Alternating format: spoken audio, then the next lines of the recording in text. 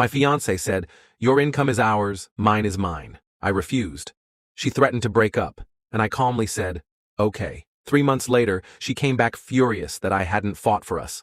When she begged to reconnect, I said no, and walked away. Hello Reddit I plus here. Hey everyone, throw away, because some friends know my main. I 32 just went through the most bizarre, manipulative, and honestly insulting experience of my life with my now ex-fiancée, Claire 29. When we got engaged last year, I thought she was my forever. She was smart, charming, and came from a modest background, so I never imagined money would become a war zone between us. But a few months after the engagement, during what should have been a normal conversation about bills, Claire suddenly dropped a bomb. "Your income is ours, mine is mine." I laughed at first, thinking she was joking, but no, she was dead serious. She explained that as the man, I was supposed to provide, and her money was her safety net. That didn't sit right with me. I wasn't raised to think relationships worked like that. I told her flatly, "If we're building a life together, it has to be mutual. My money is not your money while yours stays off limits." She didn't like that answer. She tried to guilt-trip me with the whole, "If you really loved me, you wouldn't hesitate" speech. Then came the ultimatum. "If you don't agree, maybe we shouldn't be together." I didn't scream. I didn't beg. I just looked at her and said calmly, "Okay." That was the end of the engagement.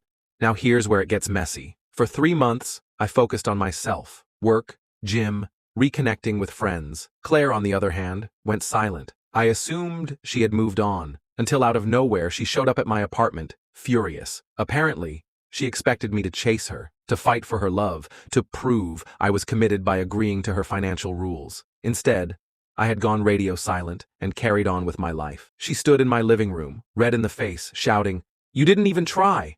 What kind of man just lets the woman he loves walk away?" I kept calm and told her, "Claire, you didn't walk away because I failed you.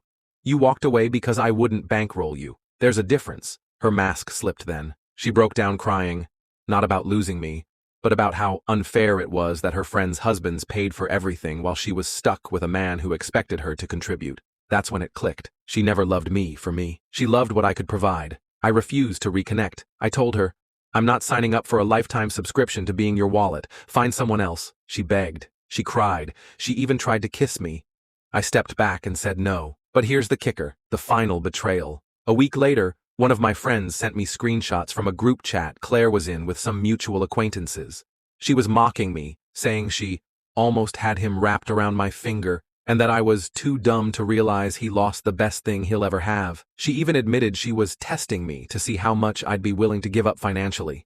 She literally viewed our engagement as a loyalty test, not about love, but about money. That was the nail in the coffin. I sent her one last message with the screenshots attached. "Thanks for confirming I made the right choice.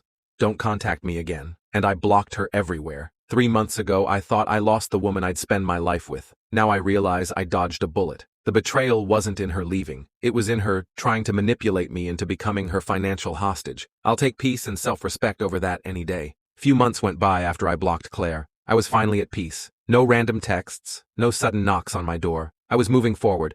Got a promotion at work, started traveling a little, and even dipped my toes back into dating. Then, out of nowhere, my phone lit up with an unfamiliar number. Against my better judgment, I answered. "Hey, it's me." It was Claire. I didn't say a word. Just waited. "Listen, I know things got messy. I wasn't myself. I was stressed. I didn't mean half the things I said. Can we just talk?" "No, Claire," I said firmly. "We already talked. And you showed me who you really are." She sighed, then launched into full begging mode. She told me she'd changed, that she realized money wasn't everything, that she missed the way I made her feel safe. She even tried the nostalgia angle, reminding me of our vacations, our inside jokes, the time I surprised her on her birthday. I'll admit, for a split second my heart wavered. It's hard erasing years of history with someone. But then I remembered the screenshots, the mocking, the test, the way she saw me as a prize to win, not a person to love. "I'm not going back," I said. "Not now, not ever." She got quiet. Then the guilt tripping started. "So you're really just going to throw everything away? After all we've been through?" "Yes," I said, "because you threw it away first. I'm just not picking up the trash." Click.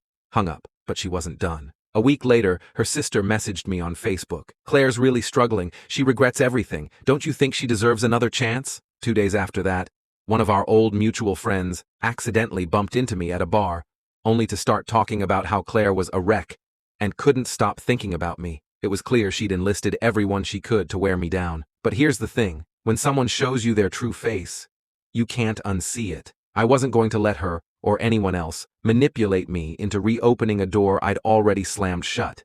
So I blocked her sister. I cut off that friend. I kept moving forward, and then something happened that finally put the last nail in the coffin. I ran into Claire at the grocery store.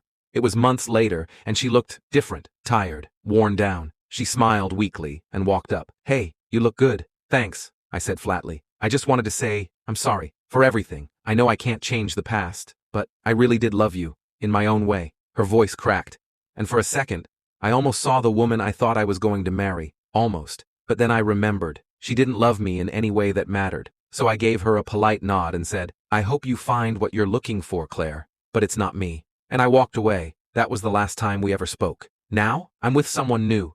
Someone who doesn't see relationships as a test or a financial contract. Someone who sees me, not my paycheck. And sometimes, late at night, I think back to that moment on the couch when Claire said, "Your income is ours, mine is mine." It was supposed to be the beginning of my submission. Instead, it became the moment I took my life back.